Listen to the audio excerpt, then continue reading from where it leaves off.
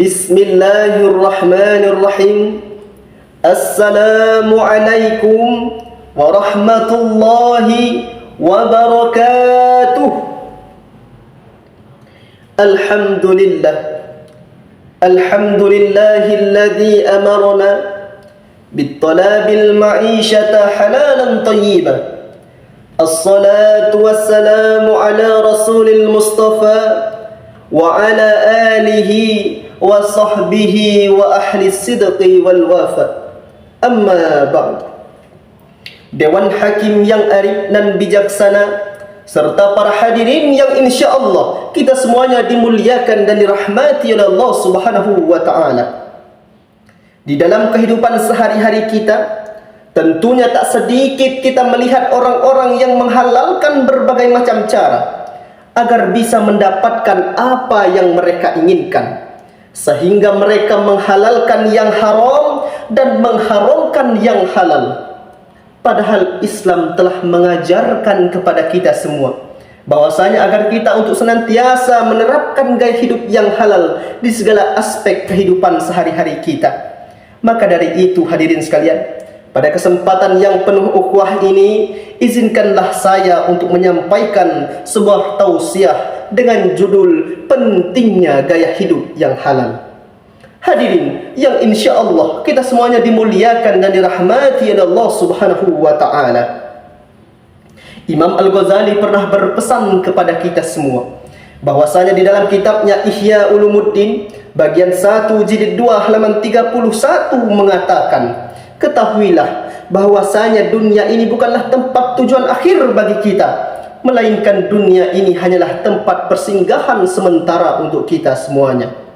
Kemudian tak hanya itu hadirin sekalian, kesenangan duniawi yang kita rasakan pada saat ini tentu hanyalah sesuatu yang fana dan tidak kekal.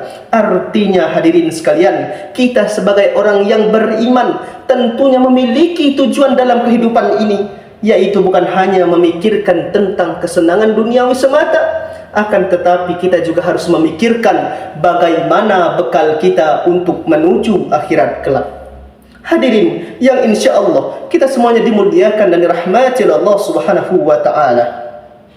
Akan tetapi sangat disayangkan di zaman yang serba canggih pada saat ini, tentunya tak sedikit pula kita melihat berita yang beredar di media sosial. Mulai dari berita tentang pencurian, berita tentang penipuan, bahkan berita tentang korupsi yang semakin marak di negeri tercinta ini.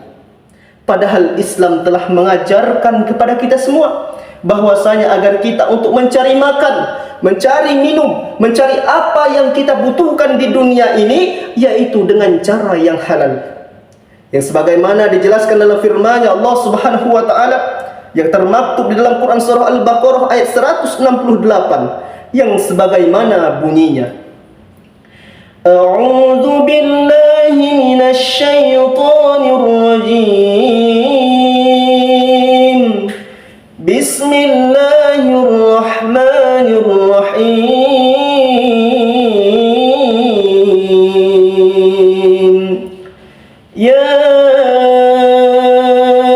ayyuhan nasu kulu mimma fil ardi halalan طيبا ولا تتبعوا خطوات الشيطان إنه لكم عدو مبين. Yang sebagaimana artinya, wahai manusia, makanlah dari makanan yang halal lagi baik yang ada di bumi, dan janganlah kamu mengikuti langkah-langkah syaitan. Sesungguhnya syaitan itulah musuh yang paling nyata bagimu.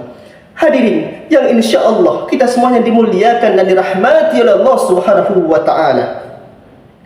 Dari ayat tersebut menimbulkan pertanyaan di dalam benak hati dan fikiran kita. Mengapa gaya hidup yang halal sangatlah penting dalam kehidupan sehari-hari kita? Tentunya hadirin sekalian, dengan kita menerapkan gaya hidup yang halal akan mendatangkan beberapa manfaat dalam kehidupan kita. Manfaat yang pertama yaitu dapat menjaga hati dan jiwa kita agar senantiasa bersih. Kemudian manfaat kedua yaitu sebagai tanda ketaatan kita kepada Allah Subhanahu wa taala. Tentunya dengan kita menerapkan gaya hidup yang halal dalam segala aspek kehidupan sehari-hari kita, ini mencerminkan bahwasanya kita taat kepada aturan-aturan yang telah Allah tetapkan kepada kita semuanya.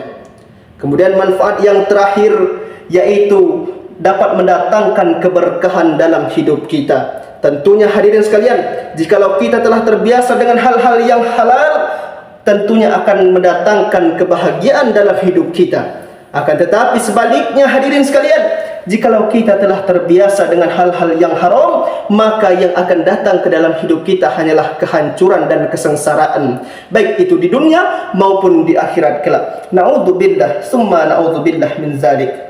Maka dari itu hadirin sekalian, marilah kita bersama-sama untuk memperkuat tekad kita dalam menerapkan gaya hidup yang halal. Karena dengan kita menerapkan gaya hidup yang halal, maka insya Allah ini akan menjadi nilai ibadah kita di hadapan Allah Subhanahu wa taala. Demikian yang dapat saya sampaikan. Mudah-mudahan dapat bermanfaat bagi kita semuanya. Akhirul kalam, jikalau pedang melukai tubuh, masih ada harapan untuk sembuh. Jikalau lidah melukai hati, tiada obat kecuali maaf setulus hati. Akhirul kalam, wallahul muwaffiq ila aqwamit thoriq. Wassalamu alaikum warahmatullahi wabarakatuh.